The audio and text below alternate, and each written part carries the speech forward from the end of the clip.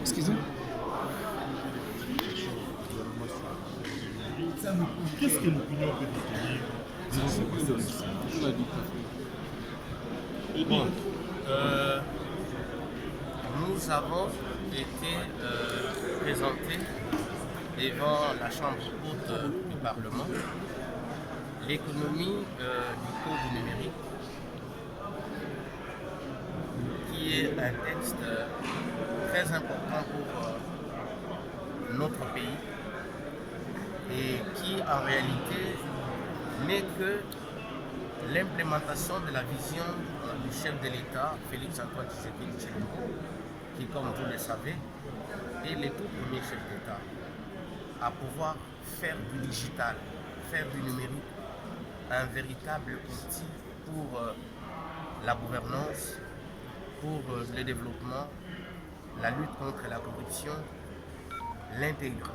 l'intégration, n'est-ce pas, de toutes les couches de la population à la modernité, au TIC, c'est-à-dire aux technologies de l'information et des communications.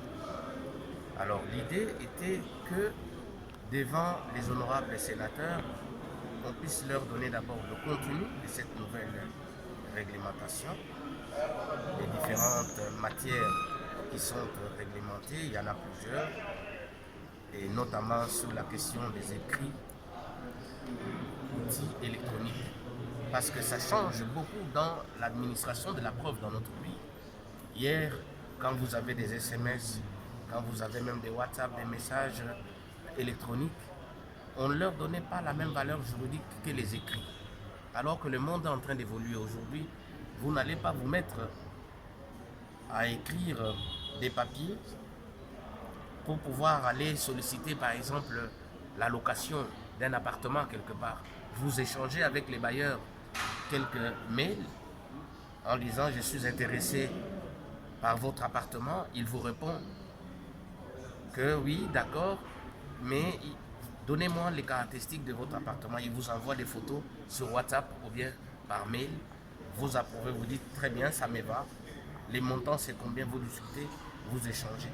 C'est déjà un engagement. Tout ce que vous êtes en train d'échanger là, aujourd'hui, a de la valeur. Mais évidemment, les mails, les WhatsApp et consorts, tout ça, ça répond aux conditions fixées par la loi. Parce qu'il faut bien être sûr que les mails qui est en train de correspondre avec vous est véritablement les mails de votre partenaire. Donc ça, également, ce sont des conditions qui sont... Alors nous, au niveau du Sénat, nous avions l'obligation et les devoirs de pouvoir donner à l'attention des honorables sénateurs l'économie de cette loi, les matières qui sont réglementées et celles qui sont exclues. Par exemple, la matière des télécoms, ce n'est pas du numérique, c'est une réglementation à part. La matière des médias, vous avez suivi mon collègue Mouyaya qui a expliqué la loi sur les médias, c'est une loi à part. Et donc, on ne peut pas confondre, mélanger les genres. Et donc, c'était très important de tracer les limites du champ de la nouvelle réglementation, de donner l'économie de la nouvelle loi. Mais surtout, de montrer aux gens que nous avons des matières comme par exemple le commerce électronique. Aujourd'hui, vous n'êtes pas obligé d'aller payer des articles en descendant tout le temps sur des supermarchés. Il y en a de plus en plus à Kinshasa, des gens qui achètent des pizzas en ligne, qui achètent des articles dans certaines boutiques en ligne. Mais ils doivent savoir que cette nouvelle façon de faire a dorénavant une réglementation sur le commerce électronique. Quels sont les devoirs des uns et des autres, ceux qui vendent et ceux qui payent. Il y a des règles. Ne pensez pas que parce que c'est sur Internet, tu peux faire n'importe quoi ou arnaquer les gens. Voilà pourquoi, même sur cette question-là, il y a la question de la cybersécurité. Tous ceux qui sont censés, n'est-ce pas, aujourd'hui, informatiser des systèmes, que ce soit dans le public, que ce soit dans les privés, la loi du numérique leur impose l'obligation de sécuriser ces systèmes contre notamment tous les hackers et consorts qui peuvent. Vous ne pouvez pas mettre un système à la disposition du public sans les sécuriser. Voilà pourquoi le code du numérique vient donner maintenant les obligations à charge de tous ces opérateurs-là pour sécuriser, que ce soit les banques, que ce soit les opérateurs d'assurance de tel ou tel autre service. Ils doivent sécuriser leur système contre les attaques qu'on appelle les cyberattaques. Et en même temps, quand il impose le devoir de sécurisation, le même texte aussi impose des infractions.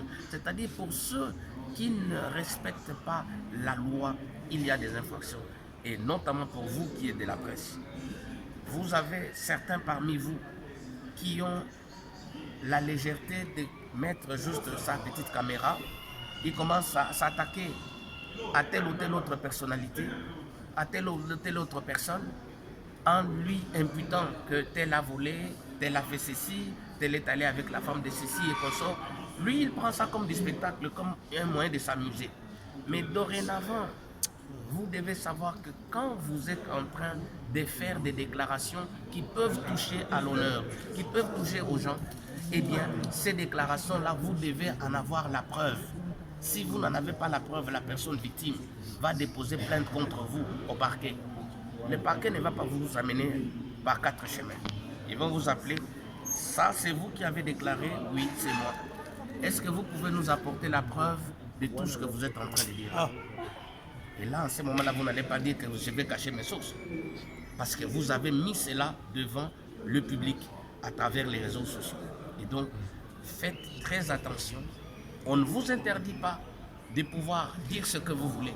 Mais vous ne dites que des choses pour lesquelles vous êtes sûr, vous disposez des preuves. Si vous n'avez pas de preuves, sachez que là où s'arrête votre droit, commence le droit de quelqu'un. Merci, monsieur le ministre.